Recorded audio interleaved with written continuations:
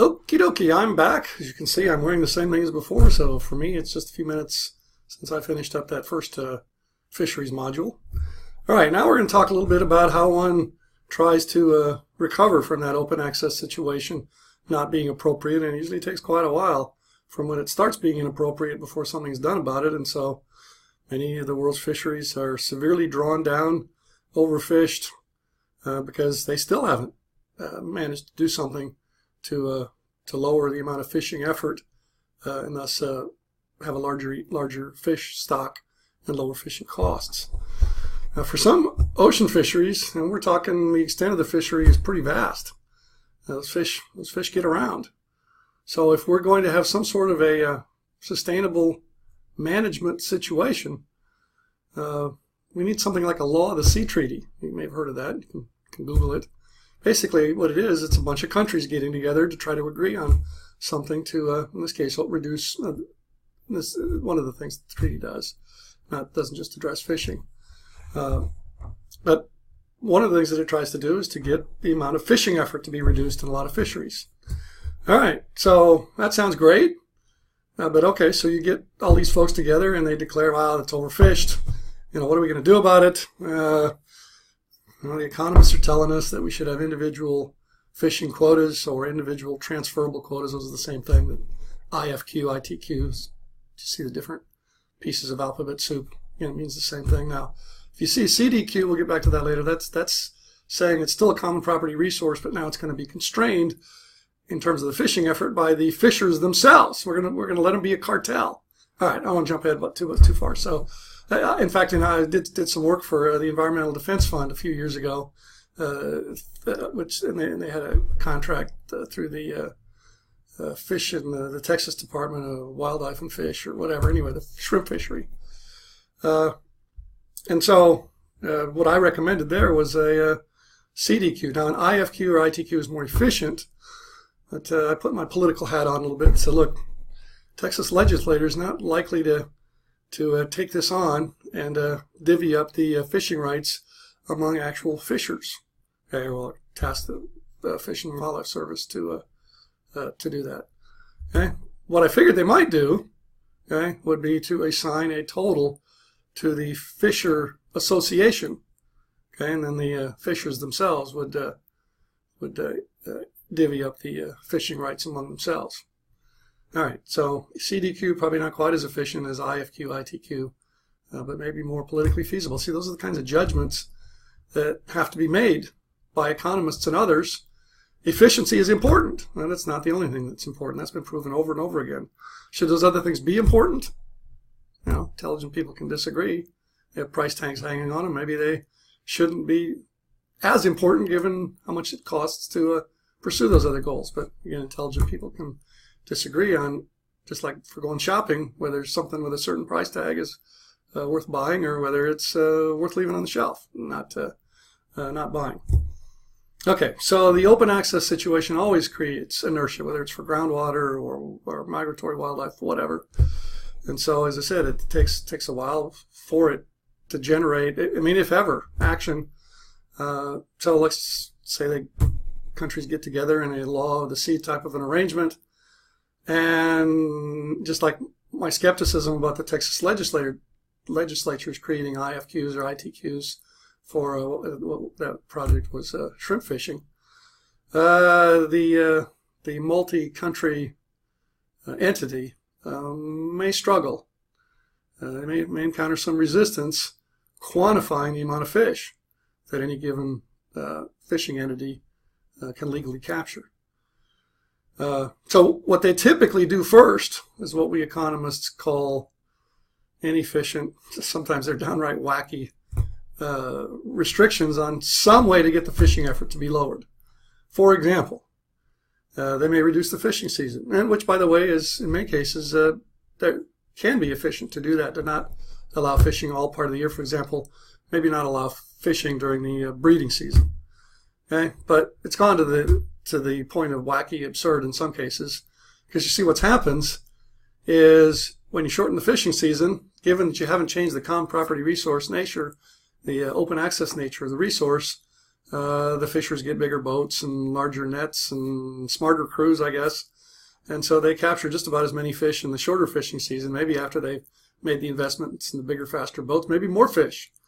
So the authorities roll their eyes and say, well, 100-day fishing season, that was too long. Let's make it 70 days, and let's make it 50 days, and let's make it 30 days. And this may seem incredible to you. I'm still amazed by it. There's some fishing seasons that are 1 day long. Now, you may or may not have seen that the movie. I think it was Tom Cruise movie. I can't remember the title of it, but it was about the Oklahoma Sooner Rush, the race to settle Oklahoma.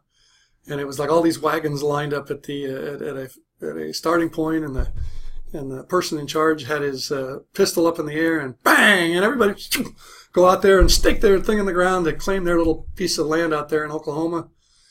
Well, that's a good analogy to what goes on in some of these very short season fisheries.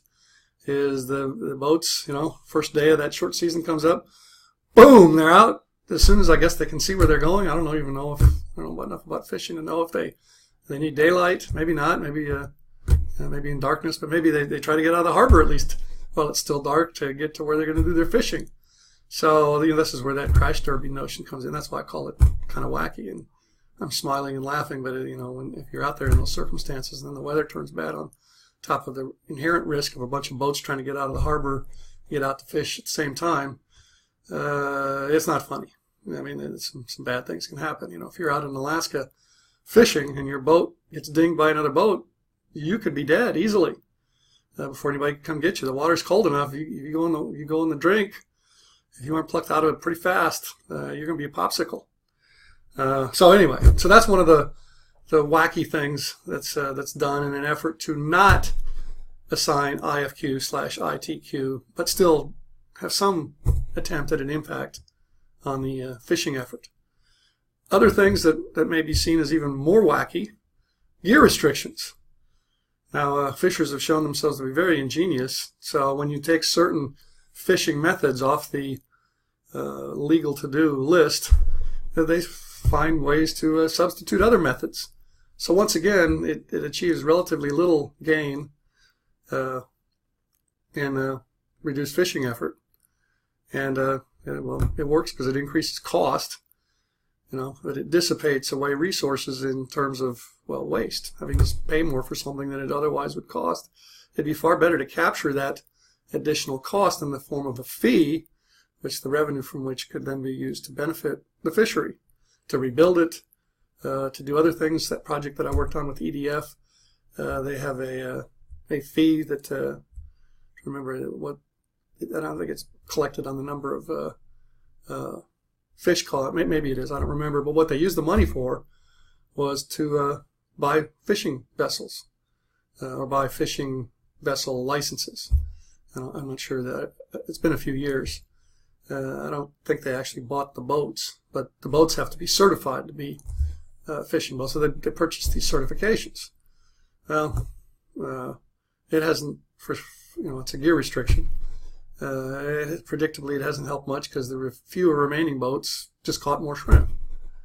Now, what could be done by that vessel buyback or certification buyback program would be to reduce the heterogeneity of the fishery. Okay, that's kind of a complicated concept. My one publication in Fisheries talks about this.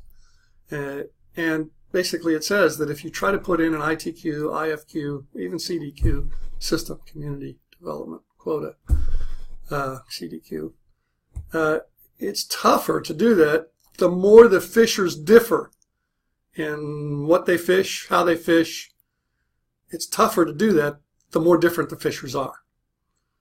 All right? So what we could do with the vessel buyback money to get certain boats out of the business, in this case it was shrimp fishing, we could buy the ones that are the most different from the rest so that the remaining ones would be a much more homogeneous group, and that increases the probability that you can gain agreement among them in a divvying up of the IFQ, ITQ total quantity of allowable catch.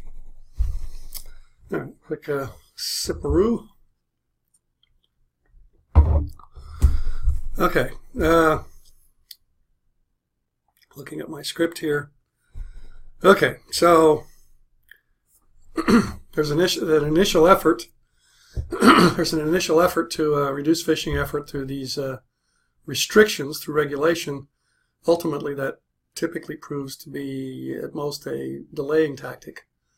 And if they don't reduce the heterogeneity of the fishers, the remaining ones, they may not have done more than bought a little bit of time or reduced fishing effort a little bit.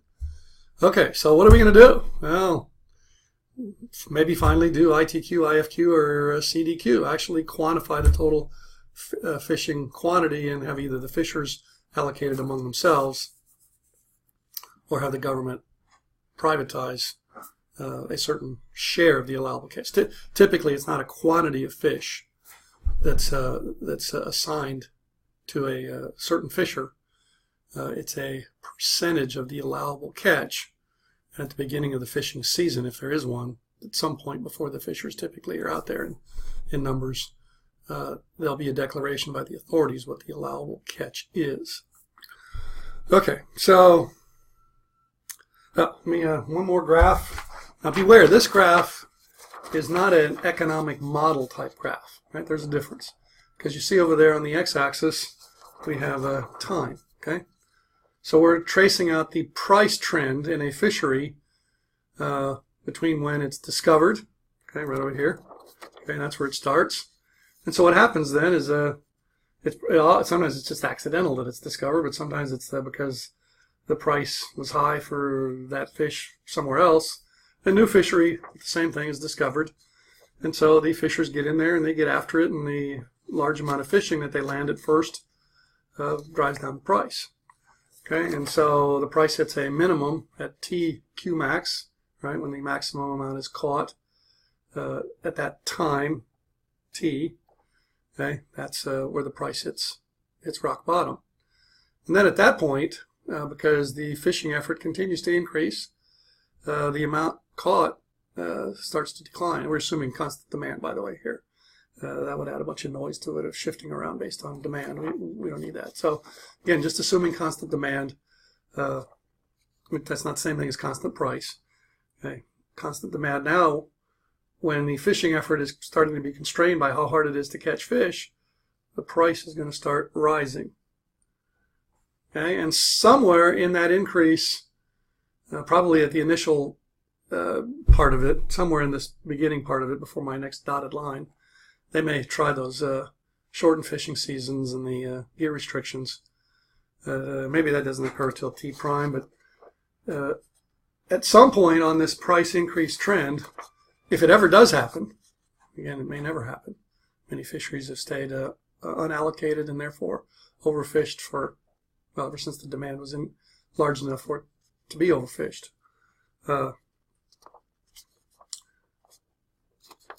But if it ever does happen, it happens during this phase here of price increase. And so what happens there? Well, why does the price continue to increase?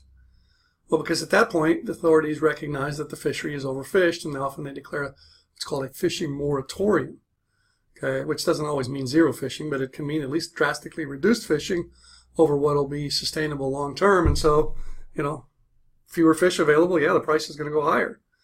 And then at some point, the fish stock is rebuilt to what the authorities think is an amount that sustains a much higher level of fishing effort. And so then the price starts to decline, okay, as fishing resumes, and then it with constant demand it plateaus out at P sub E once the authorities achieve the get back to my other graph here. This Q star total amount of fishing effort actually, which will yield a certain amount of fish. All right, let's see, where am I here? I'm kind of bouncing around because it's easier to talk extemporaneously than to read my script here. Okay, so we just looked at the price trend graph, which by the way you'll find on slide 7 of your PowerPoint. And by the way, that may change because for some reason, as I was rereading the fishery chapter today, I didn't get into this at all in the PowerPoint. Kind of weird. Why I didn't do that? not sure what I was thinking at the time. I've had that PowerPoint for a while. I may add a slide or two at the beginning, but for now, and anyway, it's there. It just may not stay on slide 7. You'll find a prettier version of this, prettier than my Sharpie version. Okay. So let me go over that again. Discovery, kind of like the gold rush thing, you know, running in there. Wow, lots of fish to be caught. Price is high.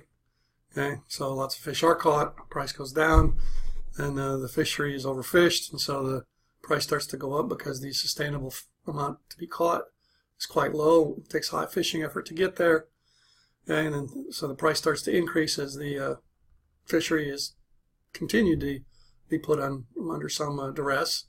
At some point, some things are done, maybe only the fishing season and the gear restrictions, if that, and maybe at that point IFQ or ITQ or CDQ, and at that point the price continues to rise. In some cases, if the fishery is so badly overfished that there needs to be a moratorium or recovery period, and then the price then can go down to its sustainable level once the stock recovery has occurred.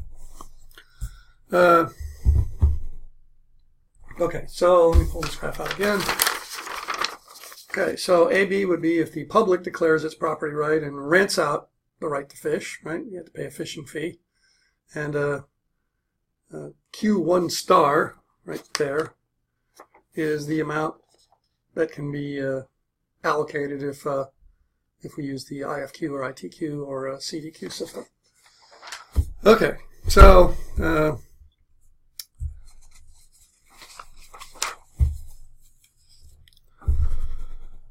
yes, comparison of these different regimes. Just like when we were talking about emission allowances and emission fees, same deal. It's hard to find estimation. You know, our graph assumes, this graph assumes that we can estimate MSC and MPC. It's not a straightforward, easy task. You know, a lot of us economists make a good living torturing data and trying to find out what that is. And of course, it's constantly changing too.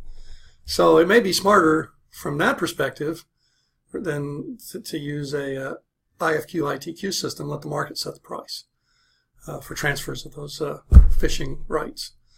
The authorities claim their property rights and rent out the right to fish with a fishing fee. It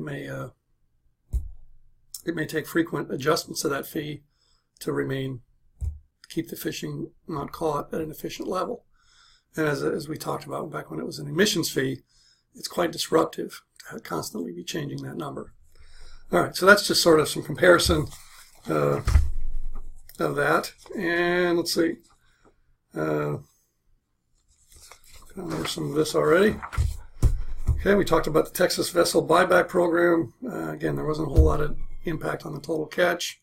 What it could be repurposed for is to reduce fishery heterogeneity and thus increase the probability of moving past these vessel buyback, gear restriction, shorter season kind of attempts to reduce fishing effort. Now,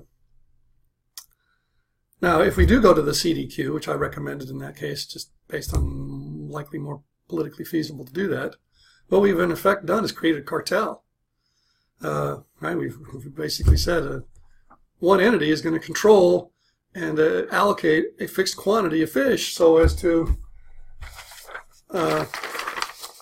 realize this very significant profit, TB minus TC. You can think of TB as TR.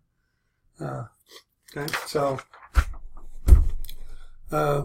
some people say that there should be some sort of a tax now to address the monopoly profit issue.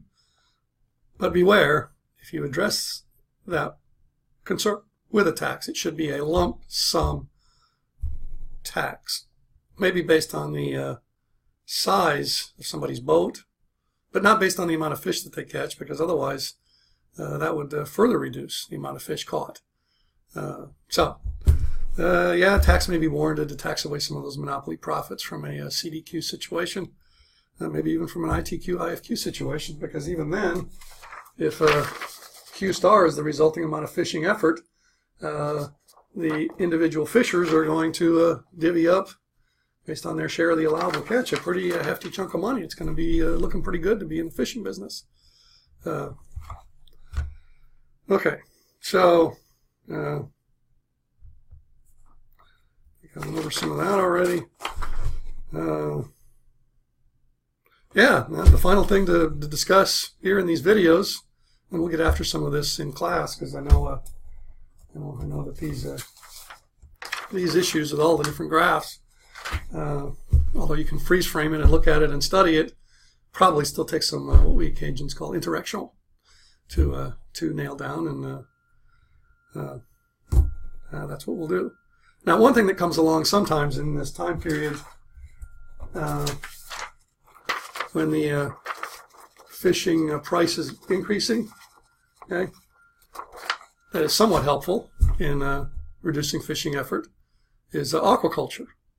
Okay, so maybe the aquaculture fish farming is enough to keep the price low enough to suppress the fishing effort, maybe. So that may be helpful. Now, not all fish can be grown on the farm, but some can. So sometimes that's helpful. Alrighty.